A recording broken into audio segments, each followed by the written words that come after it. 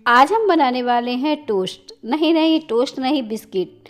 इन्हें आप टोस्ट कह सकते हैं, बिस्किट कह सकते हैं। बहुत ही मज़ेदार रेसिपी है। ये बच्चों को, बड़ों को चाय के साथ खाने में बहुत ही आनंद आने वाला है। इतने ज़्यादा ये क्रिस्पी बढ़िया बनके तैयार होते हैं। तो चलिए बिना देर किए शुरू करते हैं इस नए तरीके से हम बिस्किट बनाना।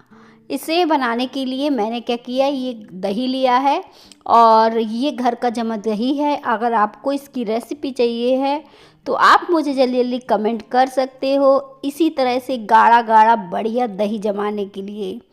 तो बस इस तरह से मैंने 2 चम्मच लिया दही, साथ में मैंने ली है चीनी। यहाँ पे मैंने आधे कप चीनी ली है और पिसी हुई चीनी का इस्तेमाल किया है।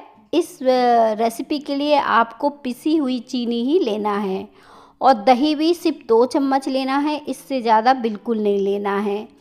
और ध्यान रखिएगा ज़्यादा खट्टी दही ना हो, इस तरह से दही हो सादा सी। और बस इस तरह से अब अच्छे से चीनी में दही को मिला लेंगे या फिर दही को चीनी में मिला लेंगे। तो बस इस तरह से अच्छे से इसे फेंट के तैयार करना है। और कुछ इस तरह से देखें चीनी पिघल जाएगी, इस तरह से देखें घुल जाएगी दही के साथ, आपको पता ही नहीं चलेगा। और कुछ इस तरह से ये तैयार हो जाएगी। अभी हमें इसमें डालना है, आप इसमें तेल डाल सकते हो, घी डाल सकते हो। आप चाहो तो 1/4 कप घी का इस्तेमाल कर सकते हो या फिर रिफाइंड का इस्तेमाल कर सकते हो। सरसों का तेल का आपको इस्तेमाल नहीं करना है, घी या रिफाइंड का करना है। और 1/4 कप हमने इसमें डाल दिया है। डालने के बाद हम इसे अच्छे से फेंट लेंगे। आप थोड़ी देर में देखेंगे ये बहुत ही हल्का सा सफ़ेद सा हो जाएगा जब हम इसे अच्छे से फेंट के तैयार करेंगे। तो इस नए तरीके से अगर आप बिस्किट बनाएंगे तो आप चाय के साथ रोज़ खा पाएंगे। बहुत ही मज़ेदार रेसिपी है जैसे मैंने बताया। अब देखें, ये देखें कुछ हल्का सा, कुछ इस तरह से फूला फूला सा आपको दिख रहा होगा। और यहाँ पे देखें कुछ इस तरह से होने के बाद हम इस तरह से फेंट लेंगे 2 से 3 मिनट के लिए। तो इससे फेंटने से जो बिस्किट बनेगी ना, बहुत ही लाइट और फूली फूली सी बनके तैयार होगी। उसमें बहुत ही अच्छी जाली पड़ेगी और खाने में भी बहुत ही टेस्टी लगेगी। तो बस इस तरह से मैंने इसे तैयार कर लिया है, कुछ इस तरह से देखें तैयार है ये। अब हम इसमें डालेंगे बेकिंग सोडा। यहाँ पे आप बेकिंग पाउडर का इस्तेमाल नहीं करेंगे, बेकिंग सोडा का इस्तेमाल करेंगे। बेकिंग पाउडर से ना बहुत ही सॉफ्ट चीज़ें हो जाती हैं, तो इस बात का भी ध्यान रखेंगे। और बहुत ज़्यादा मात्रा में नहीं डालना है, चम्मच का हमें 1/4 चम्मच ही डालना है, बस इस बात का भी ध्यान रखना है। तो देखें आप इस तरह से देख सकते हैं। और डालने के बाद हम इसे अच्छे से फिर से फेंट देंगे।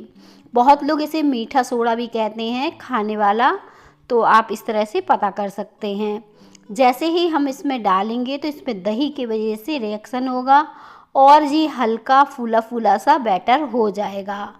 ऐसा बैटर हो जाएगा, देखिए कुछ इस तरह से आपको फूला फूला बिल्कुल हल्का सा लाइट सा दिखने लगेगा। जितना ज़्यादा ये लाइट सा हो है, उतनी ही लाइट से हमारी हल्की हल्की बढ़िया बिस्किट बनके तैयार होगी। अब आपको लेना है गेहूं का आटा, जिससे हम रोटी वगैरह बनाते हैं, ठीक वही वाले आटे का हमें इस्तेमाल करना है।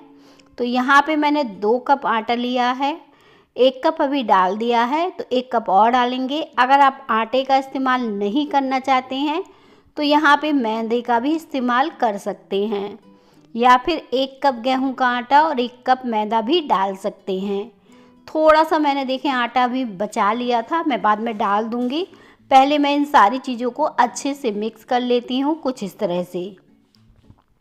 जैसे ही सारी चीज़ें मिक्स सी हो जाएंगी तो हम जो बचा हुआ आटा है वो भी डाल देंगे। सिर्फ 2 कप आटे से ही ढेर सारी यहाँ पे बिस्किट बनके तैयार हो जाएंगी। अब आपको ये बहुत ज़्यादा सूखा लगेगा ना, तो आप क्या करिए, इसमें पानी के छिट्टे लगा दीजिएगा और इसका टाइट डो बना के तैयार करिएगा। ध्यान से पानी डालिएगा क्योंकि बहुत ही कम पानी डलता है इसमें। पानी की जगह दूध भी आप डाल सकते हो। और बस इस तरह से डो तैयार करना है, टाइट सा, सॉफ्ट डो नहीं बनाना है। देखें हमने बना के तैयार किया है और अभी से ज़्यादा चिकना भी नहीं किया है। डो हमारा बनके तैयार हो चुका है। तो इसे एक बार फिर से हम मसल लेते हैं और मसलने के बाद हम तुरंत इससे बिस्किट बनाना शुरू करेंगे। तो देखें इस तरह से अच्छे से मसल के तैयार करना है। और अगर आपको बड़े साइज़ की टोस्ट के बराबर बिस्किट बनानी है तो आपको इस रोल को बहुत ज़्यादा मोटा रखना है, जैसे मैंने रखा है। मैं दोनों तरीके से आपको बताऊंगी, आपको जो तरीका अच्छा लगे आप उस तरीके से बना सकते हो। और देखें इस तरह से पटक पटक के मैंने इस रोल को बना लिया है, अच्छे से चिकना भी कर लिया है, मोटा सा हो गया है। तो अब इसे हम फ्रिज में रख देंगे 10 से 15 मिनट के लिए। उससे क्या होगा, जब हम इसे काटेंगे तो बहुत ही अच्छा कट के आएगा और जो बिस्किट बनाएंगे बहुत ही अच्छी बनके तैयार होगी। तो 10 से 15 मिनट के लिए इसे फ्रिज में रख देते हैं। फ्रिज में से बाहर निकालेंगे और चाकू की मदद से हम इसके पीसेस कट कर लेंगे। और देखें इस तरह से छोटे पीस हमने कट किए हैं। ये देखने में कितनी पतली और छोटे छोटे लग रहे हैं, लेकिन जब आप इसे फ्राई करेंगे ना फूल के डबल हो जाएगी। और अब देखें सारे हमने इस तरह से कट करके तैयार किए हैं। और देखें ये टोस्ट के जैसे आपको लग रहे होंगे, बड़े साइज़ जैसे। तो इस तरीके से भी आप बना के इन्हें तैयार कर सकते हो। जाली देख रहे हो कितने बढ़िया पड़ी है। तो यहाँ पे मैंने 3 बिस्किट इसमें डाले हैं और आँच को मैंने धीमा रखा है और धीमी आंच में इन्हें सिकने दिए। जब ये नीचे से बढ़िया से जाली पड़ने लगी और बढ़िया से सिकने लगे तभी मैंने इन्हें पलटा, इससे पहले मैंने इन्हें नहीं पलटा। और देखें आप कितने ज़्यादा ये फूल चुके हैं और नीचे से जैसे ही सिक गए हैं हल्के से, तो मैंने इन्हें इजी तरीके से पलट दिए। दोनों तरफ से अच्छे से कलर चेंज होने तक हमें इन्हें सेकना है। इनका बहुत ही अच्छा कलर आ चुका है। अभी ये बहुत ही सॉफ्ट हैं और जब ठंडे हो जाएंगे ना तभी ये क्रिस्पी से होते हैं। आप इनकी जाली देख सकते हैं, कितने शानदार टोस्ट के जैसे ये बनके तैयार हुए हैं। तो बच्चे तो देख के खुशी से झूमने वाले हैं, क्योंकि इतनी शानदार बिस्किट आपने पहले कभी नहीं बनाई होगी। अगर छोटे साइज़ की भी बनाना चाहें तो बस इस तरह से छोटा पतला रोल बनाइए और फिर उस तरह से छोटे छोटे पीस में कट कर लीजिए। ये देखने में तो पीस बहुत छोटे लग रहे हैं, लेकिन जब आप इन्हें तल के निकालेंगे तो काफ़ी बड़े साइज़ के हो जाएंगे और देखने में भी बहुत ही सुंदर लगेंगे। तो बस इन्हें दोनों तरफ से पलटते हुए अच्छे से कलर चेंज होने तक सेकना है। ध्यान बस इतना रखना है कि आँच को हमें धीमा रखना है ताकि ये अंदर तक अच्छे से सिक जाएं। और देखें इसमें कितनी बढ़िया जाली सी अच्छे से पड़ चुकी है और कलर भी इसका बहुत ही प्यारा सा आ गया है। और इन्हें भी अब निकाल लेते हैं।